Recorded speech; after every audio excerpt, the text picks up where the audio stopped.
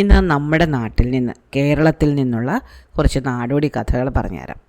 ആദ്യത്തെ കഥ ഒരു കേശവൻ്റെ കഥയാണ്. ഈ കേശവന് കല്യാണം കഴിച്ചു. കേശവൻ്റെ വീട് കുറേ മലകളും കുന്നുകളും ഒക്കെ ഉള്ളൊരു സ്ഥലത്താണ്.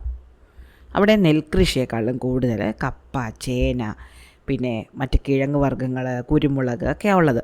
പക്ഷേ കേശവൻ കല്യാണം കഴിച്ചത് കുട്ടനാട്ടിൽ നിന്നാണ്. കേശവൻ കല്യാണം കഴിച്ചത് സാവിത്രിയാണ്. സാവിത്രിയുടെ വീട്ടിൽ ഒരുപാട് പാടമൊക്കെ ഉണ്ട്, നെൽകൃഷിയുണ്ട്. അങ്ങനെ ഒരു കല്യാണം. രണ്ടുപേരും വലിയ സന്തോഷമായിട്ട് ജീവിക്കുകയായിരുന്നു. കാര്യം എന്താണെന്ന് വെച്ചാൽ സാവിത്രിക്ക് എപ്പോഴും വീട്ടിലേക്ക് പോകാൻ പറ്റില്ല, ദൂരമുണ്ട്. പണ്ട് കാലത്ത് ഒരുപാട് വാഹനങ്ങളൊന്നും ഇല്ലല്ലോ. അപ്പോൾ സാവിത്രി സ്വന്തം വീട്ടിലേക്ക് പോകുന്നത് വളരെ കുറച്ച് മാത്രമേ ഉള്ളൂ. കേശവൻ്റെ വീട്ടിൽ എന്താണോ സാഹചര്യം അതിനനുസരിച്ച് ഇണങ്ങി ജീവിച്ചു സാവിത്രി. കേശവൻ്റെ വീട്ടിൽ രാവിലെ പലഹാരങ്ങളൊന്നും പതിവില്ല. രാവിലെ കപ്പയോ കാച്ചിലോ ഒക്കെ പുഴുങ്ങിയാണ് കഴിക്കുക. ഉച്ചയ്ക്ക് ചോറ് വെക്കും. ചോറിന് പുഴയിൽ നിന്ന് പിടിച്ച മീൻ കാണും, പച്ചക്കറികൾ കാണും. വൈകുന്നേരം കിഴങ്ങുകളൊക്കെ പുഴുങ്ങി തന്നെ തിന്നും. അങ്ങനെ പലഹാരങ്ങൾ ഉണ്ടാക്കുക, ചായ കുടിക്കുക തുടങ്ങിയ രീതികളൊന്നും കേശവൻ്റെ വീട്ടിലില്ല. അതിലൊന്നും സാവിത്രിക്ക് പരാതിയുമില്ല. അങ്ങനെ ഇരിക്കെ ഒരു ദിവസം കേശവന് ഒരു കച്ചവട സംബന്ധമായിട്ട് ഒരു സുഹൃത്തിൻ്റെ വീട് വരെ പോകേണ്ടി വന്നു. 2-3 ദിവസം അവിടെ നിന്ന് കാര്യങ്ങൾ ചെയ്യേണ്ടി വരുമെന്ന് കരുതിയാണ് കേശവൻ പോയത്. പക്ഷെ അവിടെ ചെന്നപ്പോൾ കാര്യങ്ങൾ പെട്ടെന്ന് കഴിഞ്ഞു. പോരുന്ന വഴി വിചാരിച്ചു എന്തായാലും ഇറങ്ങി, അങ്ങനെയാണെങ്കിൽ സാവിത്രിയുടെ വീട്ടിൽ വരെ ഒന്ന് പോയിട്ട് വരാം. അങ്ങനെ കേശവൻ സാവിത്രിയുടെ വീട്ടിലെത്തി. മരുമകൻ വരുന്നത് കണ്ട് സാവിത്രിയുടെ അച്ഛനും അമ്മയ്ക്കും ഭയങ്കര സന്തോഷം. ഇത്ര ദൂരേക്ക് മകളെ കല്യാണം കഴിപ്പിച്ച് അയച്ചതല്ലേ, മകളെയോ മരുമകനെയോ ഒക്കെ കാണണമെങ്കിൽ എത്ര ദൂരം യാത്ര ചെയ്യലൊന്ന് എത്തിപ്പെടുക. അതുപോലെ തന്നെ അവർക്ക് ഇങ്ങോട്ടും വരാൻ അത്ര വലിയ സൗകര്യമൊന്നുമില്ല. ഒരു കത്തയച്ചാൽ 2-3 ദിവസം എടുക്കും അവിടെ കിട്ടാൻ.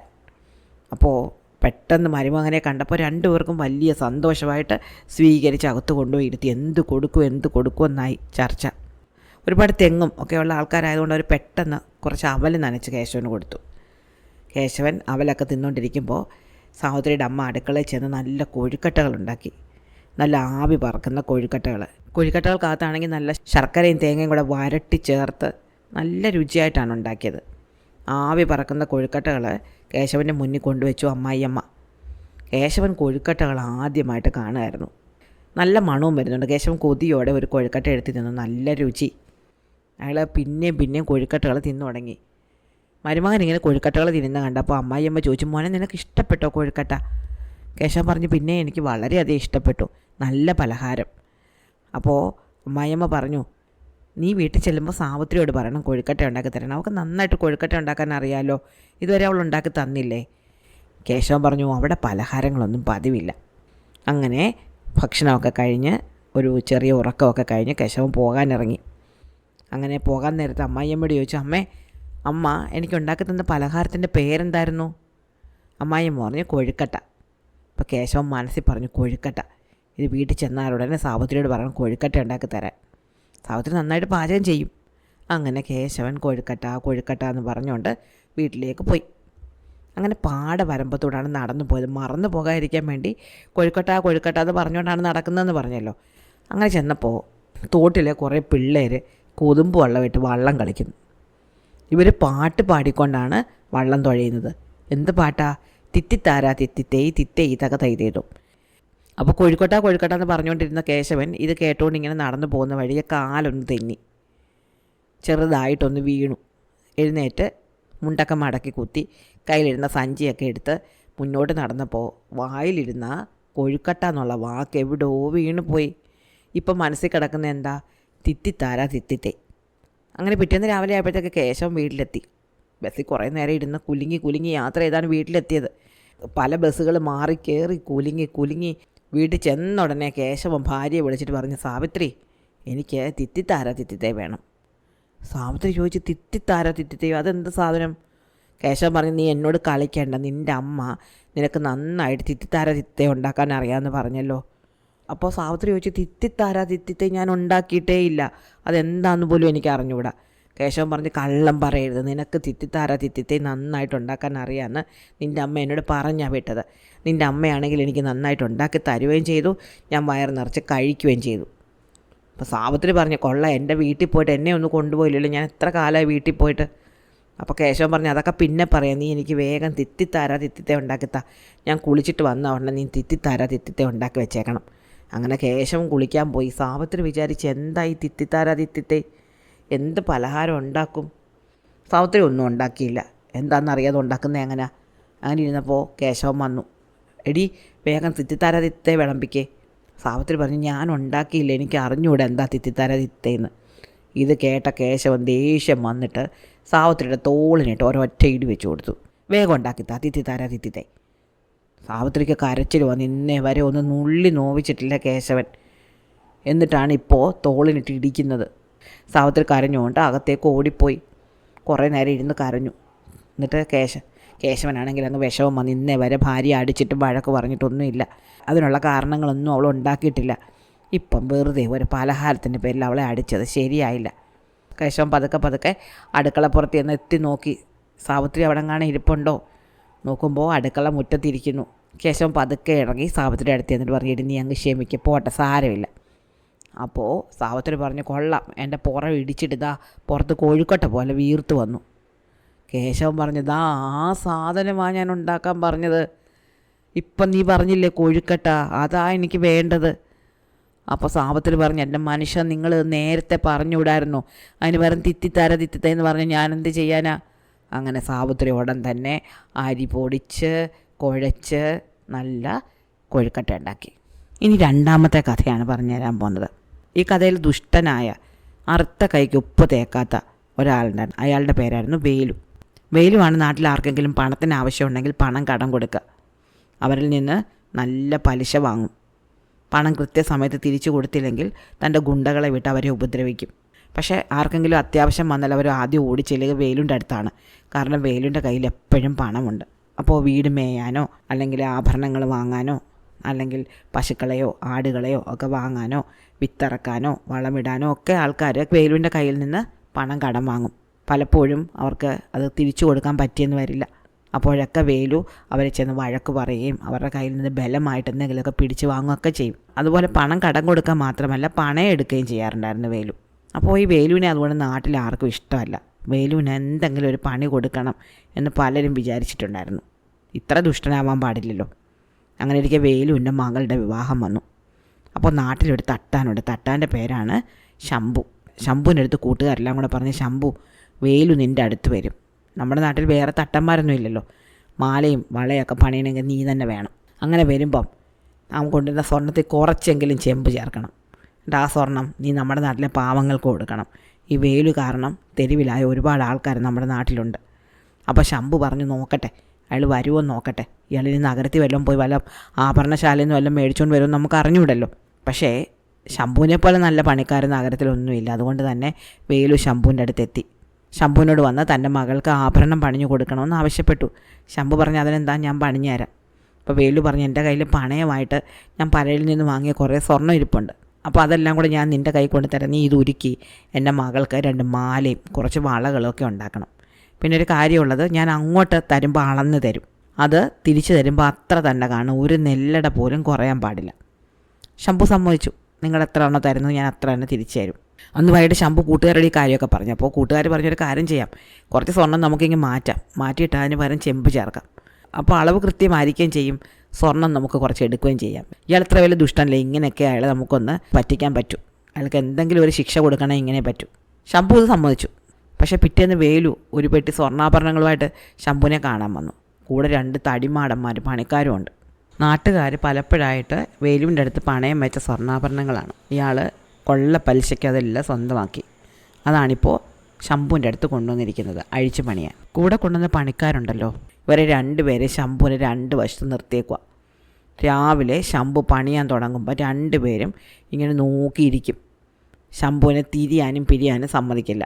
ശംഭു ഒന്ന് മൂത്രമൊഴിക്കാനോ കുളിക്കാനോ ഭക്ഷണം കഴിക്കാനോ ഒക്കെ പോകുമ്പം ശംഭുവിനെ അവർ അടിമുടി പരിശോധിച്ചിട്ട് അങ്ങോട്ടും ഇങ്ങോട്ടും വിടും.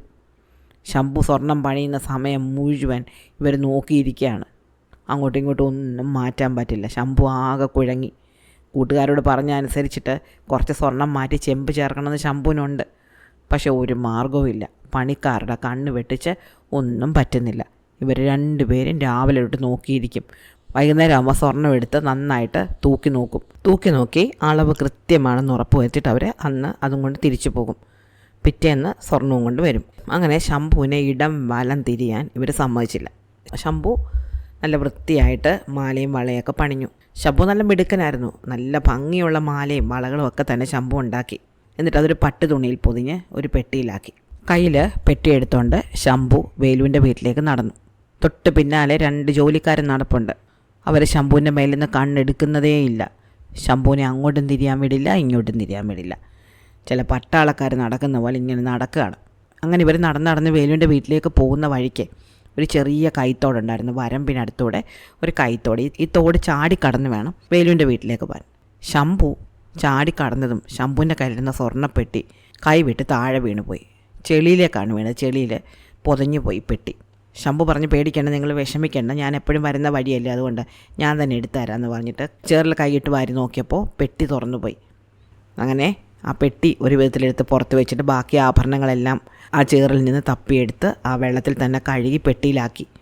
കയ്യിൽ ത്രാസും കൊണ്ടാണ് ഈ ജോലിക്കാരൻ നടപ്പ്. അവരെ വീണ്ടും അളന്ന് നോക്കി.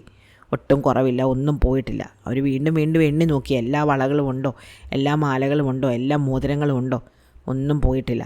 അങ്ങനെ ഇവർ സ്വർണ്ണമായിട്ട് വേലുവിൻ്റെ വീട്ടിലെത്തി. പെണ്ണുങ്ങളെല്ലാം പുറത്തിറങ്ങി വന്നു. മാലയും വളയും ഒക്കെ കണ്ട് ഇഷ്ടപ്പെട്ടു. വേലു സ്വർണ്ണം അളന്ന് നോക്കി തൃപ്തിപ്പെട്ടു. ജോലിക്കാരോട് ചോദിച്ചു, എല്ലാം ശരിയാണോ, ഇവൻ അങ്ങോട്ടും ഇങ്ങോട്ടൊന്നും പോയിട്ടില്ലല്ലോ? അവർ പറഞ്ഞില്ല, അങ്ങൊന്നേ ഇവൻ അങ്ങോട്ടും ഇങ്ങോട്ടും പോയിട്ടില്ല, ഞങ്ങൾ അവൻ്റെ അടുത്തുനിന്ന് കണ്ണെടുത്തിട്ടില്ല. അപ്പോൾ അകത്ത് പോയി വേലു കൂലി കൊണ്ടുവന്നു, ശംഭുവിന് കൊടുത്തു. എന്നിട്ട് പറഞ്ഞു, ശരി, നിൻ്റെ പണി ഞങ്ങൾക്ക് എല്ലാവർക്കും ഇഷ്ടപ്പെട്ടു, തൃപ്തിപ്പെട്ടു, നിനക്കിനി പോകാം. ശംഭു കൂലി വാങ്ങി കീശയിലിട്ട് നടന്നു. തിരിഞ്ഞു നടന്നപ്പോൾ ശംഭുവിന് ചിരി അടക്കാൻ വയ്യ. എന്തായാലും വേലുവിൻ്റെ മകളുടെ കല്യാണം കെങ്കേമമായിട്ട് നടന്നു.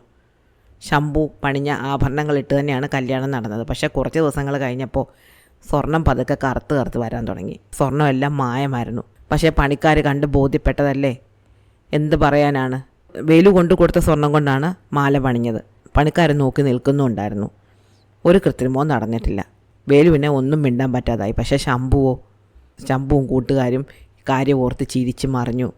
കാരണം എല്ലാ പകലും ശംഭു എന്ത് പണിഞ്ഞോ അതേ സാധനങ്ങൾ തന്നെ രാത്രി ചെമ്പ് കൊണ്ട് ശംഭു ഒന്നും കൂടി പണിഞ്ഞിട്ടുണ്ടായിരുന്നു. എന്നിട്ടത് തോട്ടിൽ കൊണ്ടുപോയി ഒളിച്ചു വെച്ചു.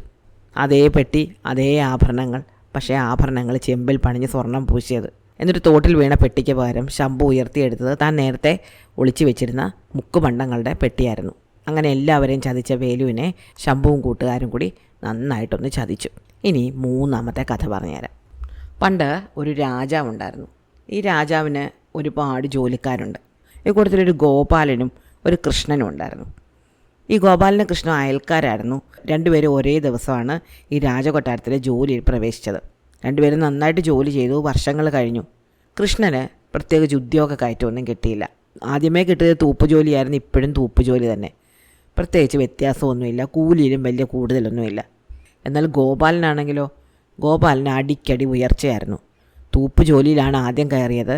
പിന്നെ അടുക്കള പണിയിൽ നിന്ന് കാവലായി, കാവലിൽ നിന്ന് മന്ത്രിയുടെ സഹായിയായി. ഇപ്പോൾ രാജാവിൻ്റെ അടുത്ത വിശ്വസ്തനാണ്. പല കാര്യങ്ങളും രാജാവ് വിശ്വസിച്ചേൽപ്പിക്കുന്നത് ഗോപാലനെയാണ്. കൃഷ്ണൻ ഇത് കുറച്ചൊന്നുമല്ല വിഷമിപ്പിച്ചത്. എനിക്കില്ലാത്ത എന്ത് കഴിവായി ഗോപാലനുള്ളത്?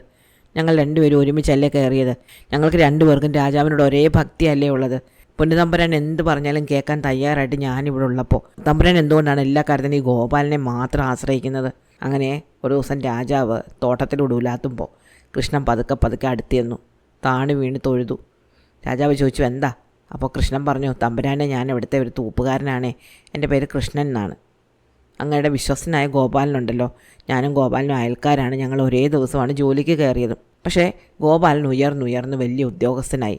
ഞാനിപ്പോഴും പഴയ തൂപ്പുകാരനായിട്ട് തന്നെ കിടക്കുന്നത്. എൻ്റെ കാര്യത്തിലും കൂടെ അങ്ങ് എന്തെങ്കിലും ഒരു തീരുമാനം ഉണ്ടാക്കണം. എനിക്ക് എന്തെങ്കിലും ഒരു ഉദ്യോഗ കയറ്റം തരണം. ഞാൻ അങ്ങ് എന്ത് പറഞ്ഞാലും അത് ചെയ്തോളാം. എനിക്ക് എന്ത് കുറവുണ്ടായിട്ടാണ് എനിക്കിങ്ങനെ ഒരു ഉദ്യോഗ കയറ്റം പോലും ഇല്ലാതെ കഷ്ടപ്പെടുന്നതെന്ന് എനിക്ക് മനസ്സിലാവുന്നില്ല. അപ്പോൾ രാജാവ് പറഞ്ഞു, അതിനെന്താ, ഞാനൊന്ന് ആലോചിക്കട്ടെ, നിനക്ക് എന്തെങ്കിലും ഉദ്യോഗ കയറ്റം തരാൻ പറ്റുമെങ്കിൽ ഞാൻ തരാം. ഇങ്ങനെ രാജാവ് സംസാരിച്ചുകൊണ്ടിരിക്കുമ്പോൾ തന്നെ തൊട്ട് മുന്നിലുള്ള വഴി കൂടി ഒരു കാളവണ്ടി പോകുന്നത് കണ്ടു. അപ്പോൾ രാജാവ് ഈ കൃഷ്ണനോട് പറഞ്ഞു, കൃഷ്ണ, ഒരു കാര്യം ചെയ്യേ, നീ ഓടിപ്പോയി ആ കാളവണ്ടിയിൽ ആരാ നോക്കിയിട്ട് വാ. കൃഷ്ണൻ ഓടിപ്പോയി തിരിച്ചു വന്നിട്ട് പറഞ്ഞു, അവർ കുറച്ച് വടക്കുന്ന് വരുന്നവരാ. നാരായണ അയ്യരെന്നും ലക്ഷ്മി അമ്മാളെന്നുമാണ് അവരുടെ പേര്. അവരുടെ കൂടെ ഒരു ചന്തു എന്ന് പറയുന്ന ജോലിക്കാരനും കൂടെ ഉണ്ട്. അപ്പോൾ രാജാവ് പറഞ്ഞു, കൃഷ്ണ, നീ ചെന്ന് അവരെ എവിടെ പോവാന്ന് ചോദിച്ചിട്ട് വാ. കൃഷ്ണൻ ഓടിച്ചെന്നു. വണ്ടി കുറച്ച് മുന്നോട്ട് പോയിരുന്നു. അത്ര ദൂരം ഓടിയിട്ട് കൃഷ്ണൻ ഓടി വന്നിട്ട് പറഞ്ഞു, അവർ കോട്ടയത്തിന് പോവാന്നാണ് പറഞ്ഞത്. അപ്പോൾ രാജാവ് പറഞ്ഞു, കൃഷ്ണ അവർ കോട്ടയത്തിന് എന്തിനാ പോകുന്നത്?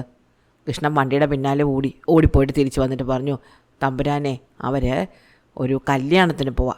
രാജാവ് ചോദിച്ചു, കൃഷ്ണ അവരാരുടെ കല്യാണത്തിനാണ് പോകുന്നത്? കൃഷ്ണൻ വീണ്ടും വണ്ടിയുടെ പിന്നാലെ ഓടി. എന്നിട്ട് തിരിച്ച് വന്ന് പറഞ്ഞു, അവർ ആ കൂട്ടത്തിലുള്ള നാരായണ അയ്യരുണ്ടല്ലോ, അയാളുടെ സഹോദരൻ്റെ മകളുടെ കല്യാണത്തിന് പോവാം. രാജാവ് ചോദിച്ചു, അവർ എത്ര ദിവസം കഴിഞ്ഞ് തിരിച്ചു വരുമെന്ന് നീ ചോദിച്ചായിരുന്നോ? കൃഷ്ണൻ വീണ്ടും പിന്നാലെ ഓടി. എന്നിട്ട് പറഞ്ഞു, അവരടുത്ത ശനിയാഴ്ച തിരിച്ചു വരുന്നുള്ളെന്നാണ് പറഞ്ഞത്. രാജാവ് പറഞ്ഞു, ശരി, നീ വലിയ മര്യാദക്കാരനാണല്ലോ, ഞാൻ എന്ത് പറഞ്ഞാലും അതെല്ലാം നീ കേട്ടല്ലോ. അങ്ങനെ പറഞ്ഞുകൊണ്ടിരിക്കുമ്പോൾ തന്നെ ഗോപാലൻ വരുന്നത് കണ്ടു. ഗോപാലൻ രാജാവിൻ്റെ അടുത്ത് വന്ന് വണങ്ങി. അപ്പോൾ മറ്റൊരു കാളവണ്ടി അതുവഴി പോയി. രാജാവ് ഉടൻ തന്നെ ഗോപാലനോട് പറഞ്ഞു, ഗോപാല, നീ പോയി ആ കാളവണ്ടിയിൽ ആരാ നോക്കിയിട്ട് വാ. ഗോപാലൻ പോയി. ഗോപാലൻ എന്താ ചെയ്യുന്നത് നോക്കി കൃഷ്ണൻ അവിടെ നിന്നു. ഗോപാലൻ പോയിട്ട് തിരിച്ചു വന്നപ്പോൾ രാജാവ് ചോദിച്ചു, അത് ആരാ? ഗോപാലൻ പറഞ്ഞു, തമ്പുരാനെ, അവർ അടൂരിൽ നിന്നുള്ള 2 മുസൽമാന്മാരാണ്.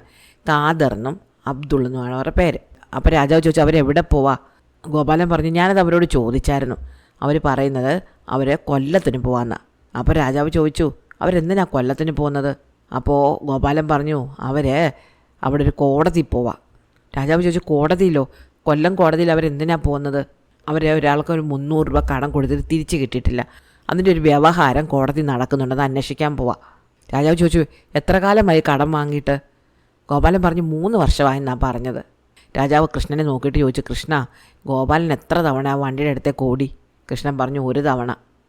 രാജാവ് ചോദിച്ചു, നിനക്ക് മനസ്സിലായോ? നീ എത്ര തവണ ഓടിയായിരുന്നു? തല ചൊറിഞ്ഞ് പുഞ്ചിരിച്ചുകൊണ്ട് കൃഷ്ണൻ അവിടെ നിന്ന് പതുക്കെ തടി തപ്പി. എന്തുകൊണ്ടാണ് ഗോപാലന് എപ്പോഴും ഉദ്യോഗക്കയറ്റം കിട്ടുന്നതെന്ന് ആരും പറഞ്ഞു കൊടുക്കാതെ തന്നെ കൃഷ്ണന് മനസ്സിലായി. അപ്പോൾ ഇഷ്ടമായോ ഇന്നത്തെ കഥകൾ? അടുത്ത കഥ അടുത്ത ദിവസം.